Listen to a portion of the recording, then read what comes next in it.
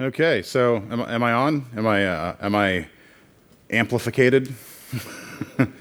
So I have to say I'm slightly honored, just a little bit honored, that so many people would come to the last session, and it's mine.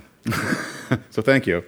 So my talk is Deep Learning Like a Viking. We're going to build convolutional neural networks with Keras. Well, I'm going to build them. You're going to watch. You can build them later. All the code will be up on GitHub. But I thought I would start off with a joke. Someone told me you should always start talks off with a joke. It's actually bad advice, but I'm going to do it anyhow.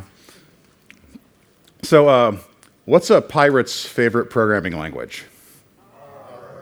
You might think it'd be R, matey, but his first love be the sea.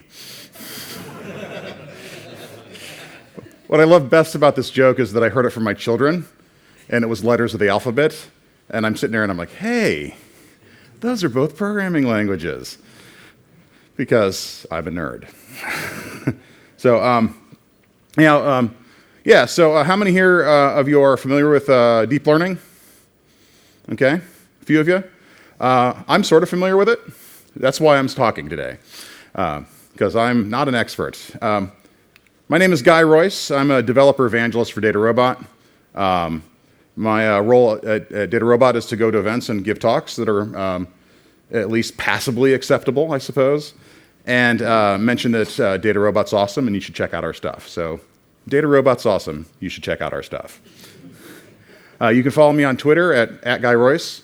I highly encourage you to do this because I'm at 1,982 followers, and I'd really like to break 2K this week. That'd be fantastic. So all of my code is on GitHub. You can go to code.guy.dev, and it'll redirect you to my GitHub repos. And my website, you can go and find out all the things that I blogged last year, because I haven't blogged at all this year, at guy.dev. So another important thing about me is this. Does anyone know what this means? Any guesses? I am not a data scientist. That is correct. I'm not a data scientist. I don't have the math background. I don't have the PhD.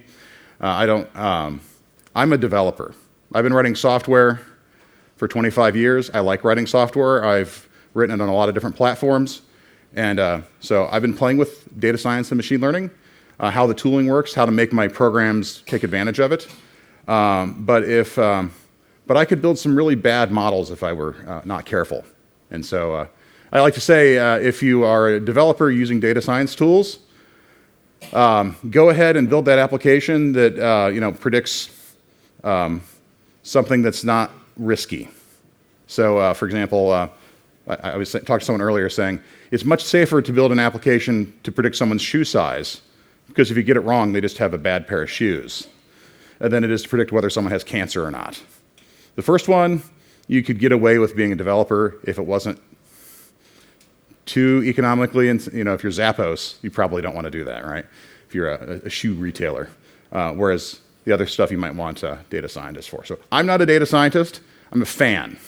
And I'm playing with the stuff. I've been going on and learning about this stuff for the past year and a half, 2 years. And so I put together talks and talk about what I've learned. So there are holes in my knowledge. One thing that I am, however, is an enormous fan of Vikings. I love Vikings. The Vikings are awesome. There's something romantic about the cold, northern, wooded terrain.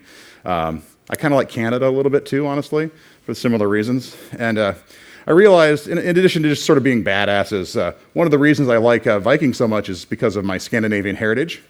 I went out to 23andMe, did those things, and discovered that I am not culturally appropriating. I also am 4% uncertain. So take that for what that's worth. But 100% Guy. So those of you who aren't familiar with runes, this is the alphabet that was used to write Old Norse. There's been a couple versions of them. The version we're doing today is the Younger Futhark. And this is a runestone outside of Stockholm. And I just love it. It looks like a heavy metal album cover. It's like from olden times. It's got these dragons here with these strange looking symbols all over it. It's got the big cross up there. It just looks really cool. It's very compelling. And this is actually a monument to someone's fallen husband. So it's actually kind of somber. But this was the writing system, and we know about it because, well, they wrote stuff down, and this is some of the stuff that was written down. And you can go and see this yourself. As an American, it's harder for me to go see this myself because it's outside of Stockholm. And it means I got to fly on an airplane for 8 hours. But here in Europe, that might be a little easier for y'all. So this is the alphabet that's used here. It's called the Younger Futhark. It consists of 16 letters. And the reason it's called the Futhark is because the first 6 letters spell the word Futhark. So it's kind of like the QWERTY keyboard is called the QWERTY keyboard because the word QWERTY is on it. Doesn't mean anything other than QWERTY. And you can use that to spell things. It's got a limited set of sounds that it can represent. So I tried to transliterate my name into the Younger Futhark. And there wasn't a good rune for the G sound in Guy. And so I used K, because that's a related sound.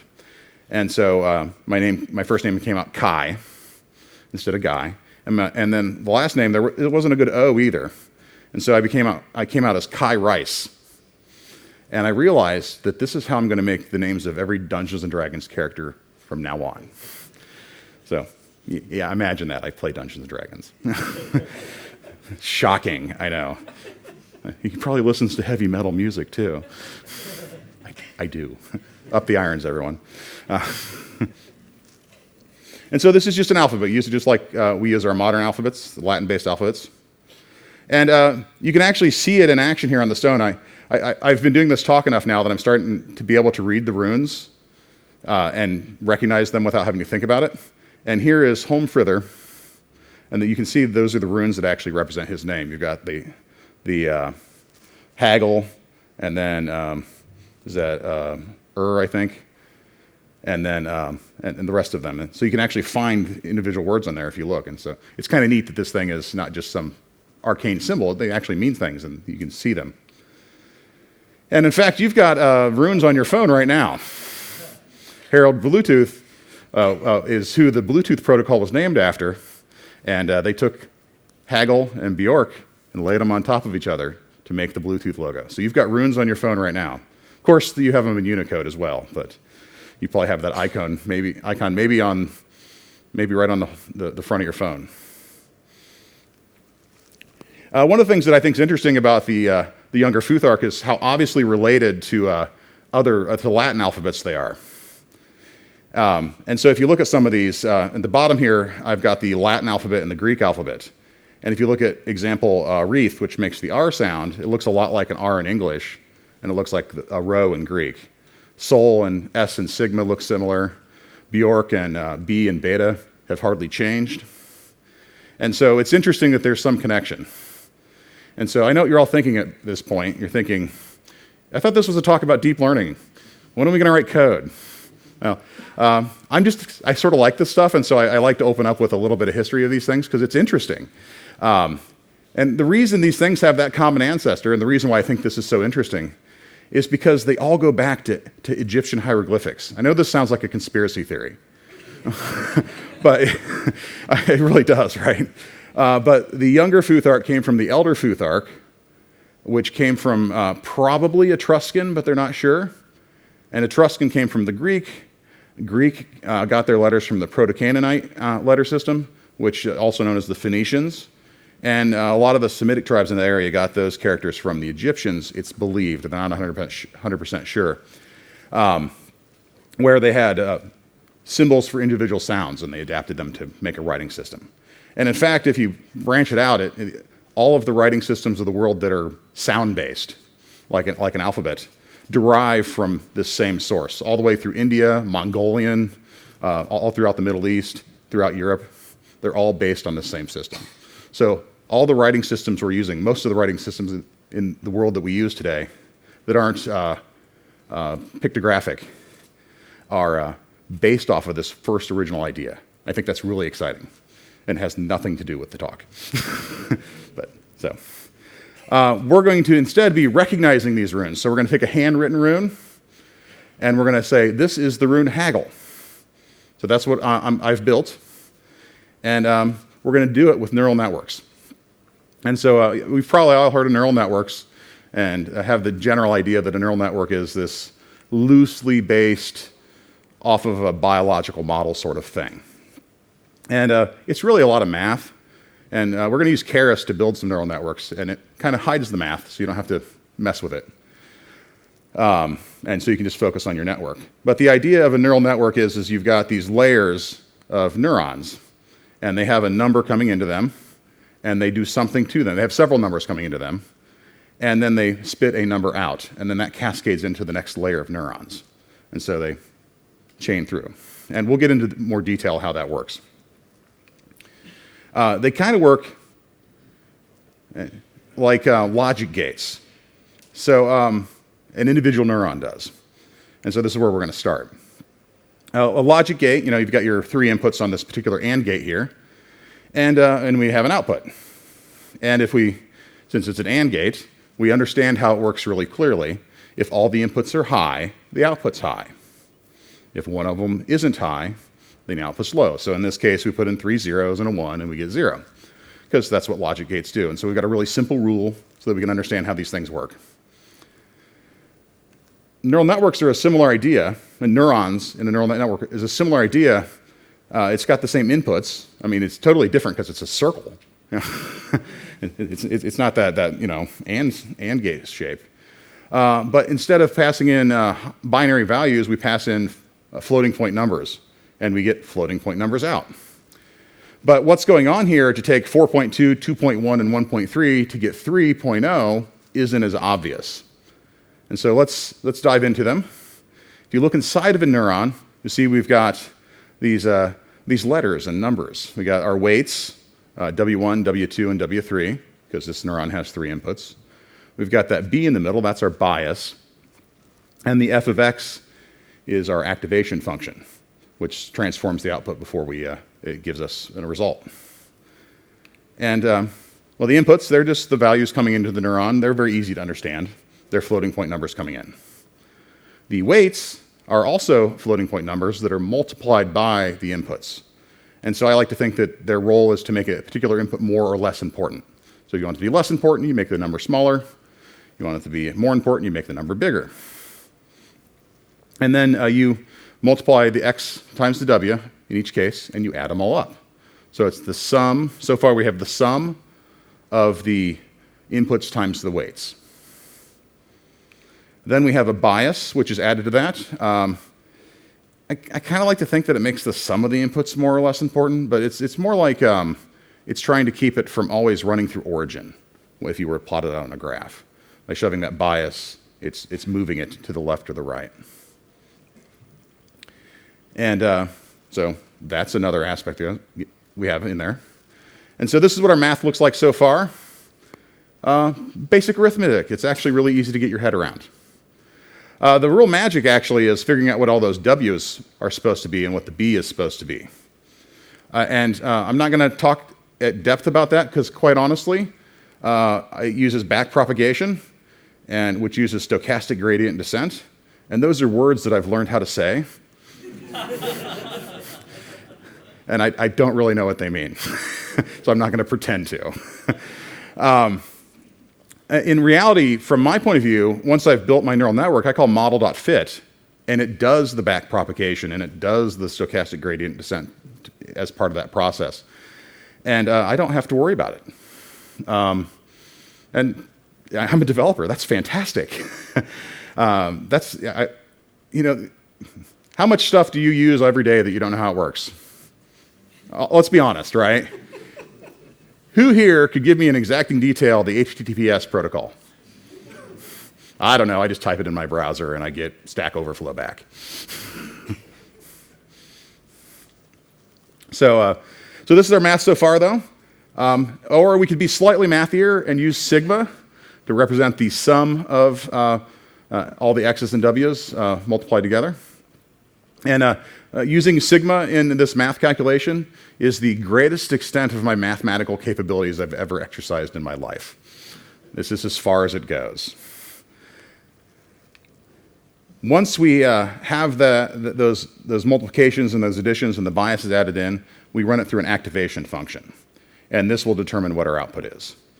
It's an activation function because it determines whether the neuron fires or activates or not. That's the idea. Some activation functions really aren't about activation, and so they're slightly misnamed, but I think in most scenarios it's an appropriate name. So here we've got the original used by the Perceptron, which was originally conceived, I think in the 60s, maybe the 70s. I can't remember exactly the timing, but it's not new, it's not recent. I remember looking at this stuff in the 80s when I was in high school. And what this does is, as an activation function, it says, if our output is greater than 0, it's 1. Otherwise, it's 0. And so it sort of turns it into a logic gate. And that was, I think that was kind of the thinking with this initially. And this worked okay, but it had a tendency that as you trained the network, you would go through and you would slowly increment the weights in whichever way made sense using the thing I don't understand how it works. But what would happen is it would increment, and then eventually you keep adjusting those weights to get it closer, and then eventually it would just snap in the other direction. Instead of being a 0, all of a sudden it was a 1. And so there wasn't any subtlety to it. There wasn't any granularity. And so people decided to use a sigmoid instead.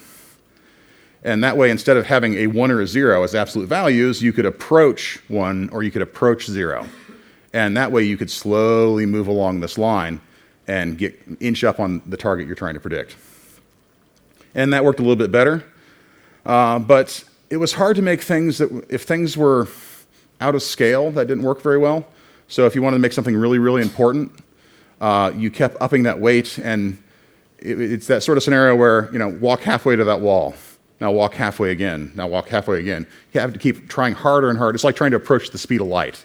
Keep pouring more and more effort in there to get that extra fraction of a percent. And eventually just, you can't push it hard enough to get it to do what you want. Some people thought it might be worthwhile to use a hyperbolic tangent, which is really just a tall sigmoid that approaches -1 and approaches 1. But it had the same problem the sigmoid did. And it also introduced negative numbers, which tended to invert the weights, the behavior of the weights. And so that was kind of weird. Some people tried using a linear function, which is my favorite function because it doesn't do anything. It's x equals x, right? or y equals y, I suppose. But it's just whatever you get, that's what you put out. But it still has this. It does allow you to activate harder, but it doesn't. It still has the negative numbers. And so what everyone's sort of landed on as a useful activation function, and it's my default, unless there's some really good reason not to use it, and that good reason would be a data scientist told me not to, is to use ReLU, rectified linear units. It sounds fancy. It's not. It's max 0, x. Is it greater than 0? It's what it is. Otherwise, it's 0. And so this allowed things to activate, and activate as hard as they needed to, but doesn't have the problem with any weird negative numbers. And this seems to work better. Neural networks are complicated. You can't really get how all the stuff inside of them is working inside of your head. But when people use this, it works better. So that's why people tend to use it. That's why I use it, because it works. And someone smarter than me explained to me that this is kind of like a biological model in the sense that neurons can, it's not whether a neuron fires or not, it's how forcefully a neuron fires. And this replicates that sort of metaphor. I don't know if neurons actually work that way because I'm not a neuroscientist, in addition to not being a data scientist. So once you've got that activation function, you have your output. So hooray, we know how neurons work internally. This is where we're at. A neural network then is just a series of these neurons in layers. And so, for example, X here is our input layer, and so it's just posted at a value. It doesn't have those pieces, this red column. But the blue column, each one of those neurons has 3 inputs. For each of those 3 numbers, they got 3 weights, they've got a bias, their activation function triggers. In this next layer, these guys all have 5 inputs, because each neuron in the previous layer goes into that one. And they just sort of cascade down and auto-calculate like a spreadsheet until you get your outputs. And these neural networks are really cool, but they're actually terrible at recognizing runes. Terrible is too strong of a word, but the problem is that if you look at a thing in your field of vision, sometimes it's going to be over there. So if I'm looking at you, I'm going to pick on you. Right now, you're in the middle of my field of vision. But if I look up like this, you're in the bottom of my field of vision. If I stand over here, you're on the right.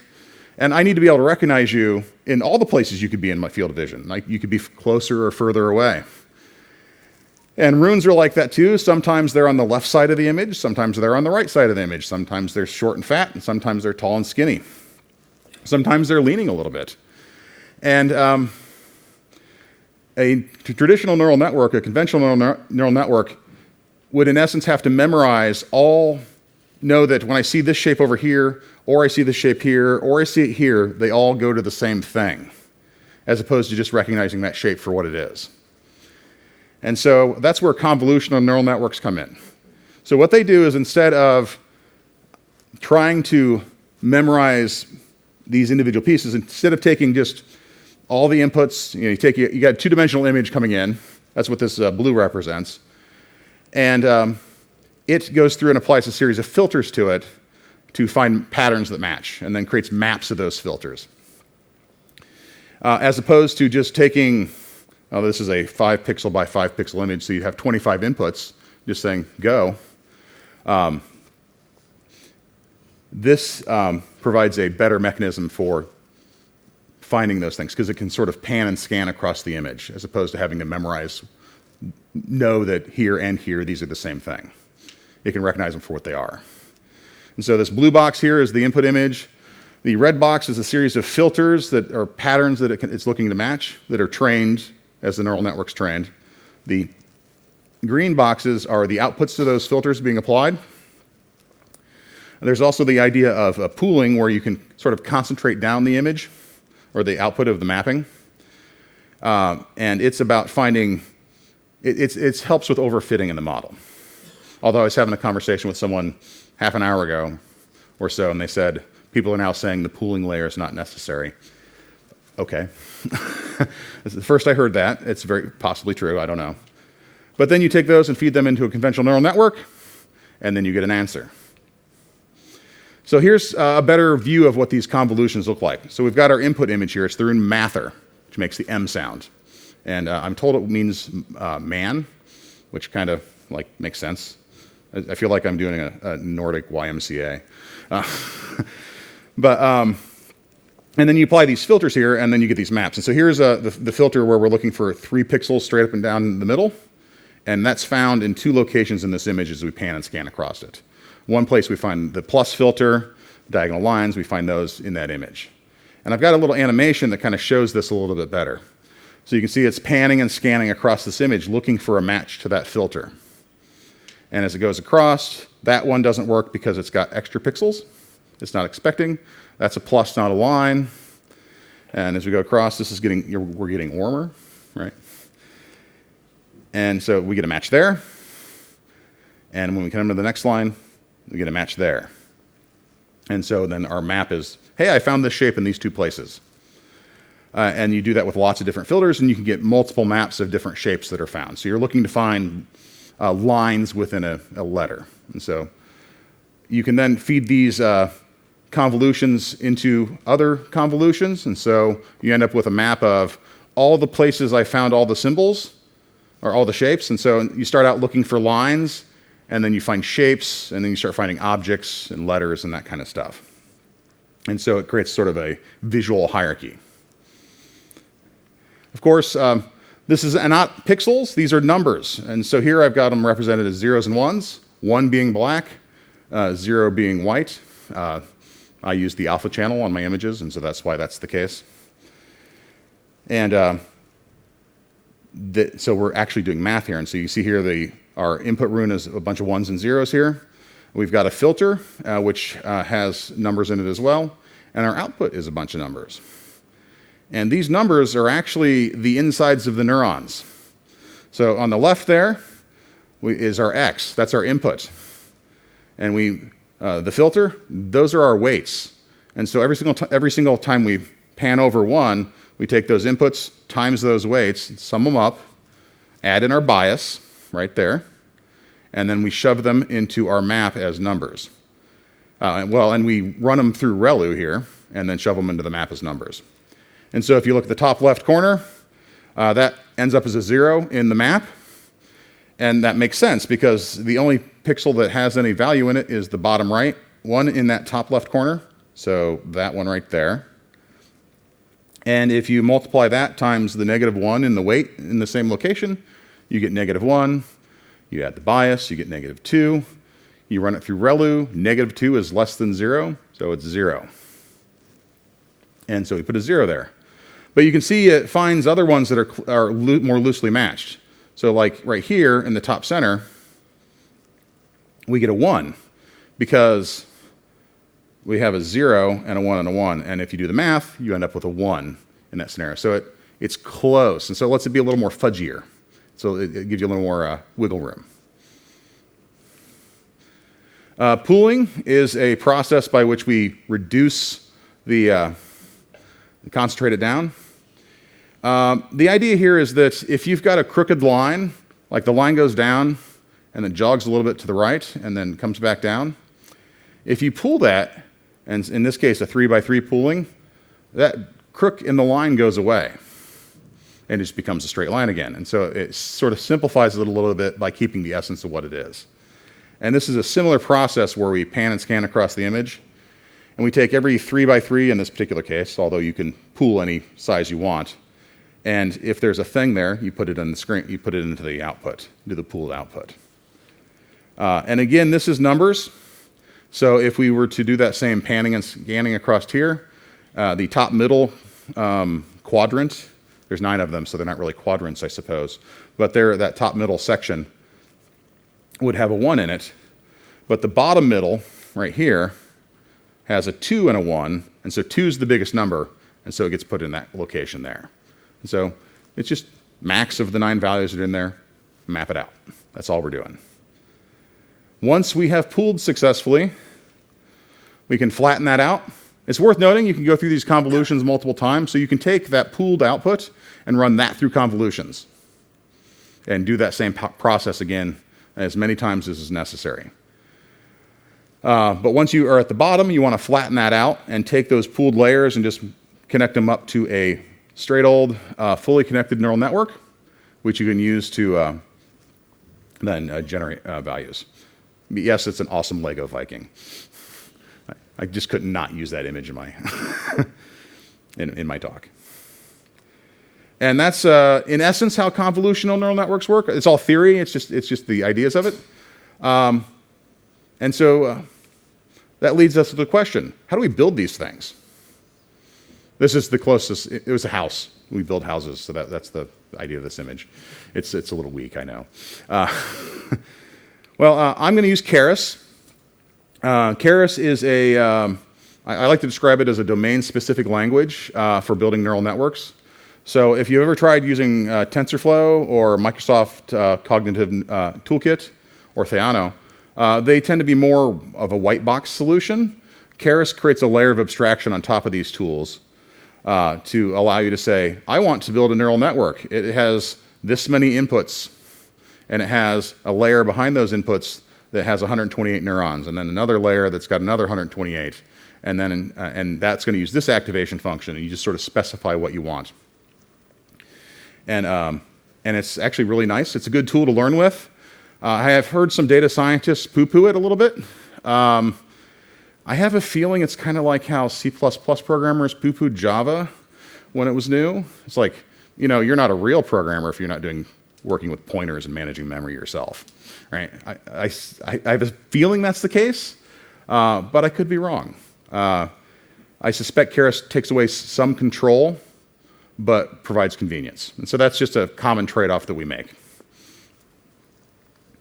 And here's an example of some Keras code to build a network and to train it.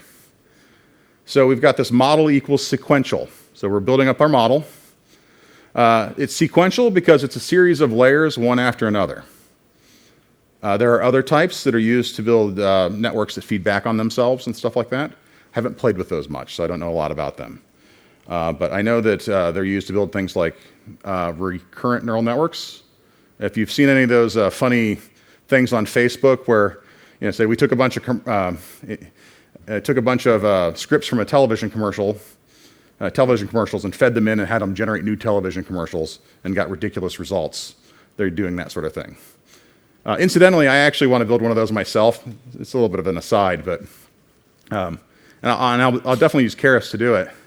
I want to take the writings of H.P. Lovecraft, because Cthulhu, and the tweets of the American president, and mix them together and have it generate new tweets. And I'm kind of hoping we can get something like, "And the great old ones rise from the deep. Sad." But I don't know. It could just say Covfefe. Who knows? But anyhow, so we create the sequential, and then we start adding layers to our model. So the first thing we do is we add a two-dimensional convolutional layer. It will have 48 filters, 48 unique patterns that it learns to recognize. Those patterns will be 3 pixels by 3 pixels. My activation function is relu, and the shape of my input is 1 pixel deep by 24 pixels wide by 24 pixels tall. And you might be wondering, 1 pixel deep? It's two-dimensional. It's like, well, it's channels. It's color channels in an image. In our case, our image is black and white, but if you had an RGB channel, or maybe RGB and alpha, you could have 4 channels even. The convolutional 2D also suggests that there might be 1 and 3D versions, and the answer to that is there's definitely 1D versions. I don't know of anyone messing with 3D versions, but I don't see any reason why you couldn't. And a one-dimensional convolutional neural network would be similar to a two-dimensional one. It's still scanning across the data, looking for that recurring pattern, but this time it's not an image. Maybe it's a sound wave, and each pixel represents the amplitude of sound at that particular point in time. And so you could maybe build something that detects whether an audience is applauding for you or not, which I haven't done because no one ever does. So thank you for trying to laugh at that joke. It was really bad. That's what I get for not planning my jokes out in advance. But anyhow, so that's what we're doing there. We're saying we got this input shape, and we're going to do a convolution against it. We do a pooling, and we take 2 pixel by 2 pixel and concentrate it down. And then we run that output through another convolution with 24 patterns. Again, 3 by 3, activation relu, another pooling layer, and then we flatten that out. That flattened result is then pushed into a 128 neuron dense layer, a fully connected layer. That is then fed into another 16 neuron dense layer with the activation function of softmax. What softmax means is the output, these are our output neurons now, and there's 16 of them because there's 16 runes in the Younger Futhark. The softmax says the output of all these neurons must add up to 1, so it can turn them into a percentage. I call compile. I use categorical cross entropy as my loss function that measures the error rate. We use an optimizer named Atom. I don't know another one to use in this scenario. And we spit out for metrics our accuracy as well. And then we call fit, passing in training data. We got xtrain. X is our images. Ytrain are our labels. Those are the names of the runes. Our batch size is 32. That means we run 32 runes through it, and then we back propagate. We run 32 more through, and we back propagate. And we go through that process 20 times, to go through all of our data 20 times. Verbose 1 says, tell me all about it while you're doing it. And so this is a quick way to build a model. It's not a lot of code, and this is almost identical to the code I have in my exact sample. I haven't updated my slides to reflect it. A couple of small things changed, but it is the essence of the code. It's the same length. Excuse me. So let's do a TEMA, a demo. So when you try to do demo, there's no letters for those things. So again, D&D character name. So we'll start over here. Yeah. So this is my code. We've got this 2 scripts here, build model.py, which loads in a bunch of runes. I have them saved off as JSON files. I actually have about 400 of them. I wrote them all myself. It's the craziest thing I've ever been paid to do. I spent about 4 hours at work drawing runes and saving them off as JSON files. And a lot of this code around here is just around taking those runes and turning them into NumPy arrays that we can then use as part of our training. And then we have to encode our label here. So these are the names of the runes.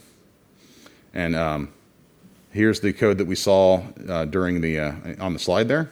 There's the training of it. And then we save that off as these two files. And so we got this Futhark model.h5. That's all the weights and the biases. We have this Futhark model.json. That's the shape of the neural network. That's actually something we can look at. If we look at it, you'll see here that it's got sequential 1. Here's our layers. It's all the stuff that was in our code. And so we can then rehydrate that in code in another place. If we go into app.py, I'm using Flask. Flask is this Python library for building web apps. And you just have these annotations that give you URLs and methods. And then when you hit the web server with that URL, it runs that method. And this is how I both saved and am able to detect the runes. And I built a little JavaScript app that calls those APIs. We're not going to look at the JavaScript app. All this code is on GitHub, so don't feel like you got to capture it. You can. It's already been captured for you. So, but here is the thing I wanted to show you in here is when we call detect. That's up here. So up in here, we load that JSON file and we call model from JSON. And so that's a tool coming in to generate a model from that JSON, and we can load the weights. And so this is how we rehydrate that model that we've built. So let's build the model. Let's actually make this do a thing. So to build the model, I'm using Anaconda, but the README in there shows you how to do it using just pip and venv, so you can get your environment set up that way. If you feel comfortable with Anaconda, have at it. Otherwise, you can follow those directions in the README. But so I'm going to say conda activate Viking, which I feel like is probably the most badass line of code I've ever entered anywhere. Activate the Viking. And so now you can see that it's activated because we have right there, it says Viking. So then we just run the build Python. Yeah, that's the skinny Python. And we'll call build model. So it's bringing up TensorFlow. I'm using TensorFlow. You can see here that it loaded all those runes very quickly. Now it's running through the epochs. I'm using TensorFlow because it works on a Mac. Microsoft CNTK does not. Theano is in containment. No one's developing anything for it anymore, so I didn't think it made sense to use that. And here we've got an error of 0.45, which is not great, but it works okay for a demo. And we have an accuracy of 0.867, so 86.7%. And those initial weights in that neural network are set randomly. So if I run this again, we'll get different results. So let's run it again, since it runs fairly quickly. And as it tears through the epochs, we'll see what we get here. So it's worse. Let's do that one more time.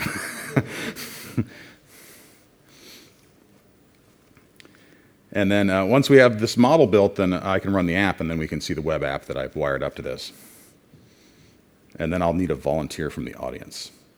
That's still bad, but I'm going to go with it, because I don't think you want to see me stand here all day and hit up arrow and enter. But let's run the Python app.py, which is the web app. It's on port 5000 there, so localhost 5000. We'll make this a little bigger. There we go. So this is the tool I use to both generate my data set, and if you build this yourself, you too will have a model that is overfit to my handwriting. So that's always fun. But it would give me a rune, and so I would draw that rune just by clicking and dragging, and I'd hit save. And that would give me another rune. That's logger there. Hit save. and just keep giving me. That's how I generated the data. And if you look over here in the data folder at the runes, you can see that they're just simple JSON has the name of the rune, and then it's got a two-dimensional array from 0 to 255 for the alpha channel. So that's what the data looks like. So, but we've got a model. We can detect a rune. So does anyone have a favorite rune? Because don't we all, right? Soul? It's like didn't Kiss use that on their album covers? They had the. So let's click detect. Hooray! It works. And you can actually see it. Let's shrink this down a bit. I put out the values on the screen here so you can kind of see them float by. Those are the pixels that came in.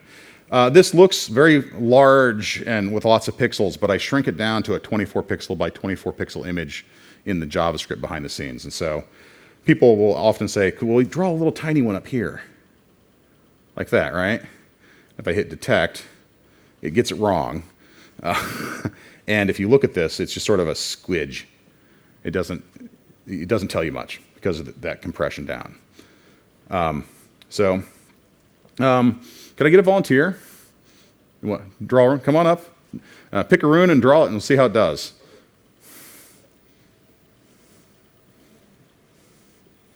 And literally just click and drag. Me using a MacBook is exciting. Whoa! What the hell, dude? It launched the dictionary. There you go. We're getting there. We'll get there. There. Okay, click detect. Detect. It did it. Yay! Yeah, that was it. Hooray! See, this is the only way I can get applause is by bringing someone else up. So, thank you.